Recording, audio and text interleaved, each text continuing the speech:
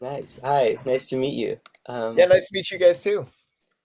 yeah, this is pretty sick. What's up? How are you?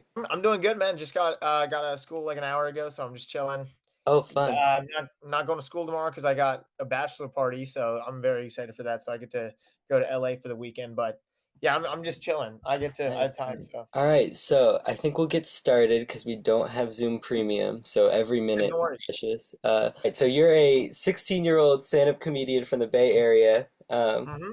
You've got a podcast which you do with your brother. Uh, Yeah, you started when you were 14, is that right? I started when I was 12 years old, actually. 12, wow, okay. Yeah. When did you first know that you wanted to do stand-up?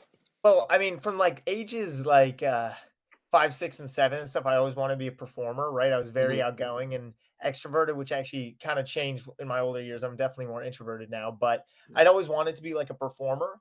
And so then my brother he's also a stand-up, right? And Hmm. he's about 25. And so he's shown me like stand-up since I was like 7 or 8 years old, right? So that kind of influenced me, right? And around like around when COVID hit, I kind of started watching more stand up, and so I was like, all right, getting into it. I must have been like 11 years old, Hmm. and I knew we had this New York trip coming up for spring break, right? And so I was like, all right, I'm gonna write out jokes. I'm gonna make sure I have like 5 minutes together to go to an open mic, right? And so I like wrote it out for like 6 months prior, and then I went to New York. My brother took me to a mic, and it was great. Yeah, so I guess I've known since I was like 11, Cool, 12. Is that cool. what you say? Yeah.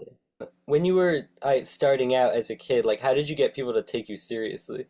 That's the problem is most I actually did well in my you're not like nobody does well in their first set, right? I Hmm. did well just because like I had like some sort of structure and it was just shock value laugh. Hmm. That's the problem is when you're 12 and I hated that. I hated it so much because my whole life I've had two older siblings and I hate when people let me win. I really do.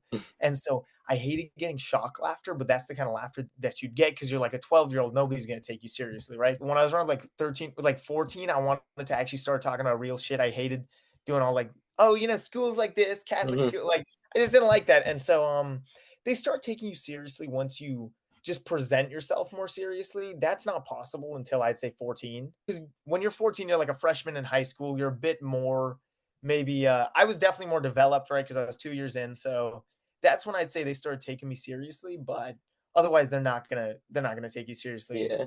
if you especially if you don't talk about things that like are kind of serious or are like interesting. If you just talk about whatever's fun, like stuff, which that is still stand up, but they're probably not going to take you as seriously, I would say. Mhm. Yeah, and your brother started stand up before you, right? Yeah, he actually started pretty young too, 16 or 17, I Hmm. think. Yeah, so how do your parents feel about having two kids doing stand up? I know. So it was weird. Because my brother actually didn't tell them when he started. He waited a couple of years, maybe like 4 years, and then they Wow. found like one of my dad's work people found my brother on like Reddit and sent over a post of his to my dad. And my dad was like, oh my God. And so he confronted my brother about this, but they were like fine with it. They just thought it was cool, right? And so yeah, they were very cool about it. Obviously, my dad was kind of like, I want what happened to engineering, but Hmm. he was cool about it. And then they're very, very supportive. And so then when I started stand up, my brother Wyatt had already taken like the brunt of you know, of this end of the stick. So I was cool, and they were really cool with me. My parents take me like all my shows. Yeah, Were they like, yeah. it must be something in the water? Yeah. No, seriously. I mean, that's what everybody says, and it's like, yeah, what is the? Because my dad's a very like more logistical, like not artsy, right? He's less artsy and he's more like business. And my mom's probably more artsy, but it's just funny. Yeah, it's like, damn, man, you really got. I mean, I have a sister in between us who's in architecture, but yeah, it's like, damn, you got like the just two comedians. Whew. Yeah. Yeah, The statistics of that are kind of insane. yeah, I know. Do you think like in what ways, I guess, has your brother like it helped you, I guess, by I don't want to say like paving the road, but I don't know. No, no, don't worry. Yeah, I mean Yeah. that's a lot of it is nepotism, right? Mhm. Which I really wouldn't be doing a lot of this if it wasn't for him, right? Because he got me into stand up, right? And he helped me out with my first set because I had jokes, but he helped me format it better. And then I really hated it being a kid comedian because I hated people like saying like, "Oh, your brother writes your jokes" or like something like that. It annoyed me so much just because I was like, "Man, I'm actually trying out here." He doesn't help me. You like obviously we talk about stand up and stuff, and we talk a lot about it, and we throw jokes off each other. But I'd say he mainly helps me in like he helps to organize like the tours that we're doing now, and um he helps to edit our clips, like edit our podcast. I wouldn't be able to do that, right? He's able to like learn DaVinci. He's able to film our sets pretty well. He taught me how to like film my set. He's taught me how to edit videos. He taught me how to do all the Instagram stuff, right? And so I give him credit for like, and actually even when I was starting out in the scene, he had a ton of connections already. So I just kind of got that. It was kind of nice being a nepo baby.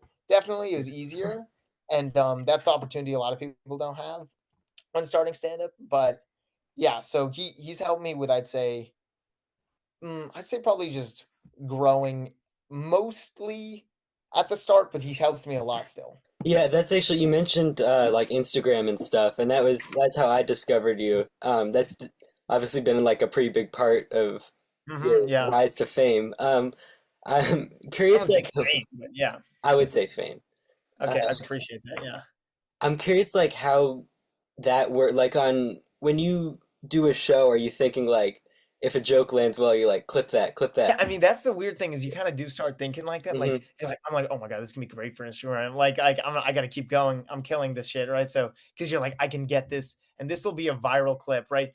Because there becomes a point where you're like, okay, I know this is gonna be good. Like, Hmm. so you do start thinking like that, and it kind of fucks with you, but it doesn't usually affect like the crowd work or whatever you're doing right now. Yeah. You know what I'm saying? It just makes you actually want to pull it off even more. Yeah, and you like upload reels and TikToks and stuff pretty frequently. Is that like Yeah. do you edit those yourself or Yeah. I edit all my Instagram videos myself. My brother mainly edits like our YouTube and Mhm.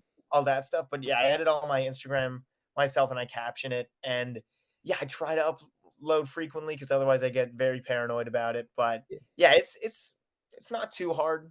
It's pretty chill. Yeah, how do you like balance running the social media and doing the stand up and school? That's what everybody asks me. Like it's really like a thing.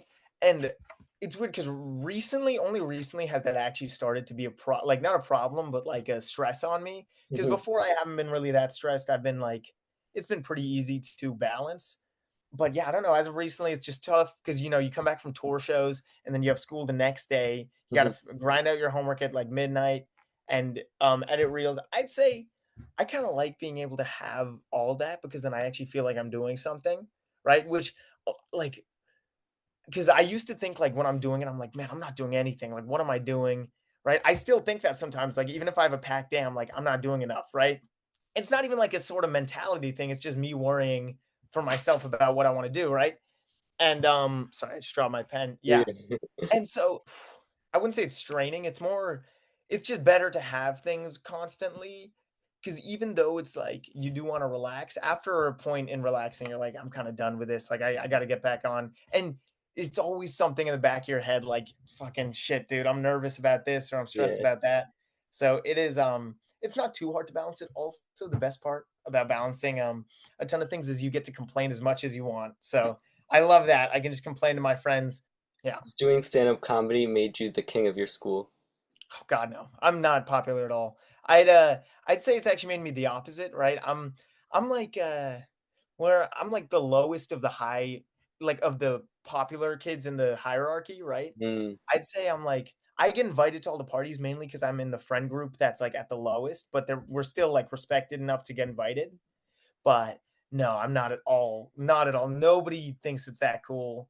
No, just because right when you're our age, it's not Hmm. stand up is not like that cool. It's mainly about right like sports. If you're a kid, if I Yeah. was as good as I am at stand up at basketball, like I get so many bitches, dude. I'd get so many. No, I'm joking, but you know what I mean. Like, You mentioned the that you're on or you are touring with your brother earlier.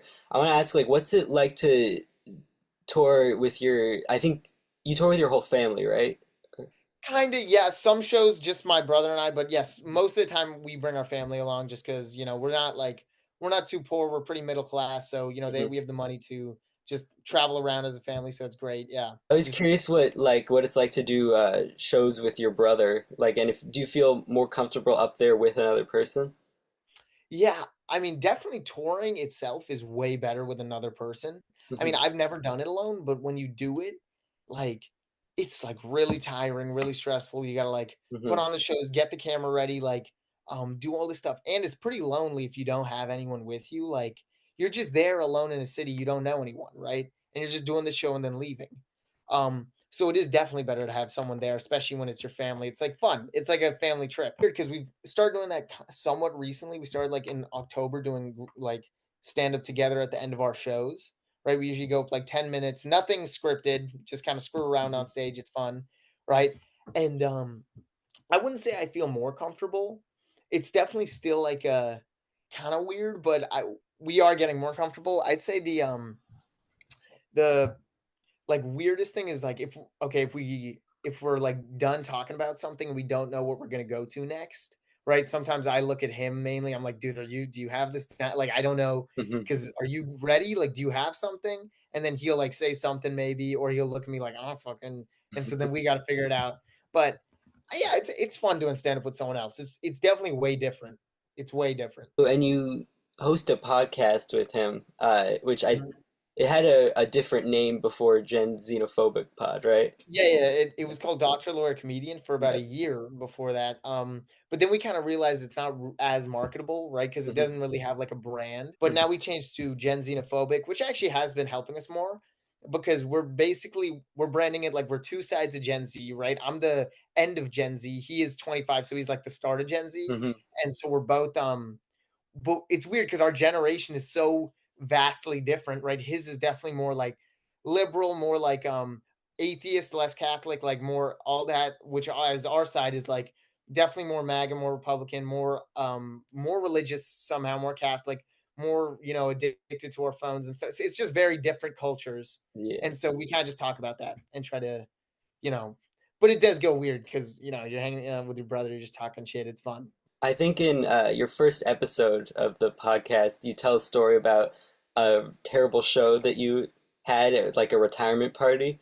Um, Oh, yeah, this was the first wow, that was, like, a year or 2 ago when I told that story, yeah. yeah, That was weird, man, that was weird. yeah, That's one of those shows where your parents look at you after, like, "You sure? Like, really, bro? You're gonna do shit like this?" Like, it was bad, yeah, it was just, like, a retirement party for, like, a ton of old Indian guys, and if you watch the episode, you know the story, and, like, I was kind of performing. There was no stage. I was just in the middle. And then I realized at the end of my set, none of them spoke English. So none of my jokes were making sense.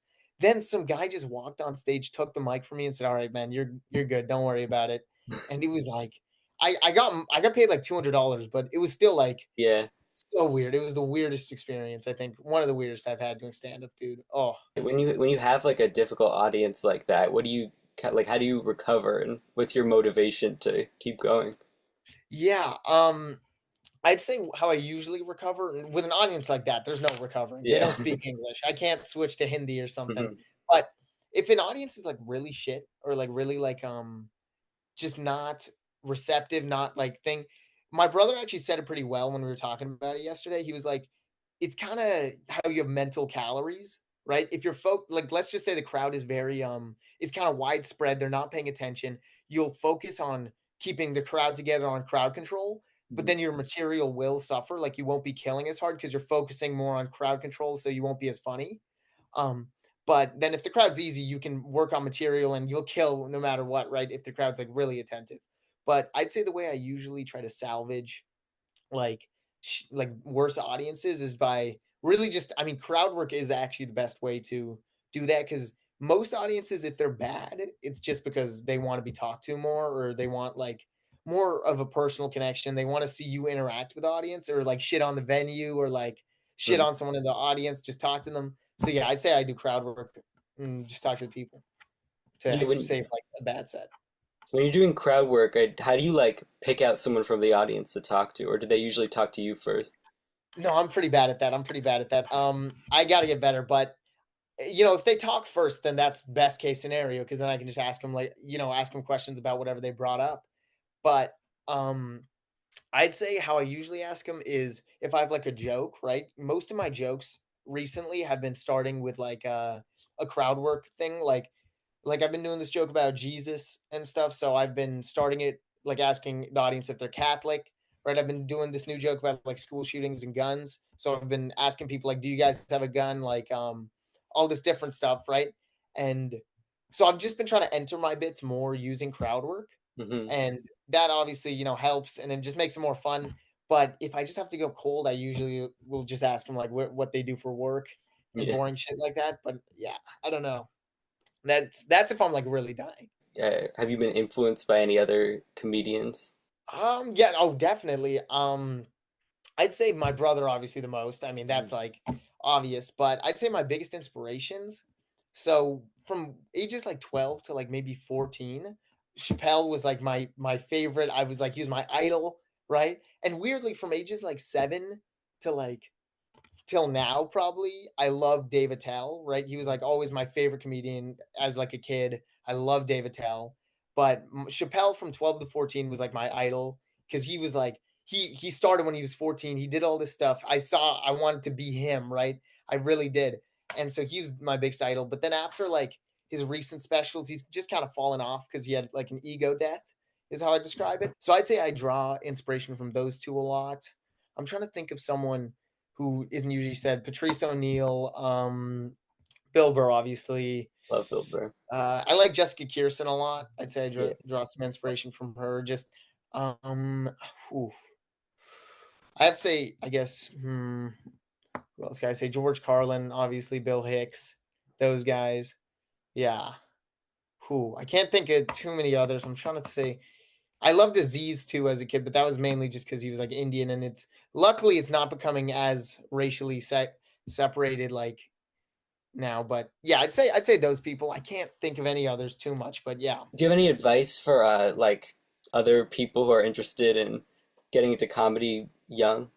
I mean, I'd say it's not like as you're not going to get any like instant verification from it, obviously, or instant like gratification if you're trying to do it to be like cool or something. You're not going to get that. It's I don't know because I'm not advice is I say if you want to do it, right, but you don't think you can because like right we're like 14, 15, 16, and you don't think you can get into any venues. That's not true at all. Right? Maybe it is for the smaller scenes, but in places like San Francisco, New York, like LA, and even like Austin's a huge growing scene, San Diego is pretty big. In a lot of these comedy places, right? You think like, oh my God, there's no places, like everything's a bar, everything's 21 plus, 18 plus. I'm not gonna be able to get in. But you kind of learn as you go on. There's a lot. There's a lot of like places that are all ages. So don't be scared. Just look for it, kind of find it. A lot of it is on Instagram and Facebook. So that's where you got to look. Do you think you're gonna stick to stand-up as you grow older? You're gonna go into other mediums of comedy maybe as well? I mean, personally, I've never been like I really can't do acting. I'm not a big actor. I obviously love to. I just feel like I'm not good at it. Yeah, I'll probably do. If I do some like get big or something, that'd be great. And I'd love to do a couple of movies, maybe. Um, and everything. But I think stand up is what I want to mainly do. Like that's the main thing I want to stay in. I Hmm. hope to, just continue on that and grow and get better at stand up because that's the main thing I want to do with my life, hopefully. Do you have any like big goals in stand-up? I'm curious, like Yeah, yeah. goals like performing at a certain theater or something like that? Well, I mean, obviously, everybody has the big goals of like, oh my God, I want to sell out Madison Square Garden or whatever, like Mhm. do all this. I'd say, I mean, this is the dumbest goal I've had, but I just wanted it because I was like 12 watching Chappelle get it, right? So I'd say probably the Mark Twain Award. I definitely want that. That'd be cool. But I mean, this is just all like ego stuff. I Mhm. hate saying it because it just sounds so like, like oh, who's this guy think he is, right? Um, but yeah, I'd say my biggest goals are just, being hopefully one of the biggest comedians. That'd be great. I'd love to, and just kind of being a pretty influential person is Mm. what I want to be more than a comedian. I don't really care about that. I'd want to be more of like, I don't know, an influence. So we do have when we're interviewing our applicants, we do have some questions that are we ask them all the usual stuff like Yeah, yeah. what's your experience in comedy?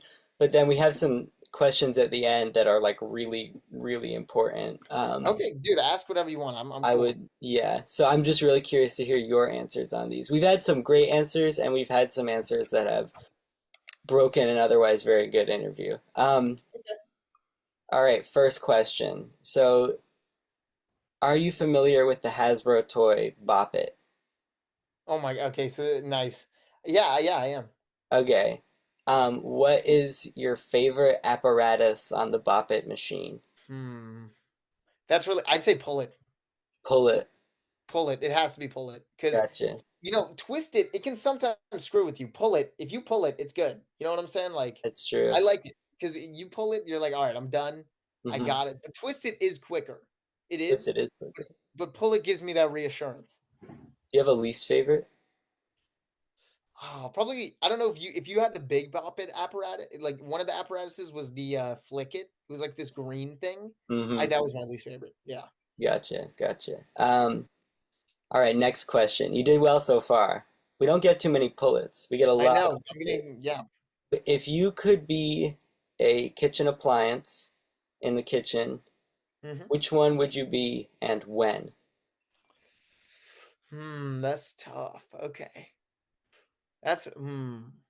I think I want to be a refrigerator, right? But one of those cool ones that like you tap on the thing and the whole thing's like clear. I Mm-hmm. want to be that. And then I want to be that at like 12 a.m. to 1 to like 3 a.m. when like with the teen when like teenagers and stuff are like high as shit or like just hanging out and they're Mm-hmm. like, oh my god, what is there food? Like, dude, I'm starving, right? I think I'd want to be that kind of fridge at that point in time. That'd be great. Gotcha. Gotcha. That kind of fridge. What about you? Oh, in kitchen appliance. I'm trying to remember what I said. Apparently, my answer was good enough to get me the job, but that was also like 3 years ago. So, I think now I would want to be. Do you know the things that you put under chairs so that they don't scrape on the floor? Oh, I do know that. Wow, that's funny. To me, those are like very important to the kitchen, I think. No, I agree. Yeah, Yeah. And I don't know, the best answer we've ever gotten to that, in my opinion, is the garbage disposal. That that's was like an funny. Yeah. instant hire. Other than that, I've gotten all the information that I needed. All right, cool. Yeah, I mean, if you need anything else, I'm cool. I'm good to answer whatever. But yeah, Absolutely. great. Yeah. Thank you so much for coming on with us. Of course, dude. Yeah, thanks for having me. I'm always interested in seeing like websites, teen comedy websites is great, right? Like how many there's not that many of those, so that's amazing and I'm happy to do it, of course. Thank you so much for having me on. It was Thank you great. so much.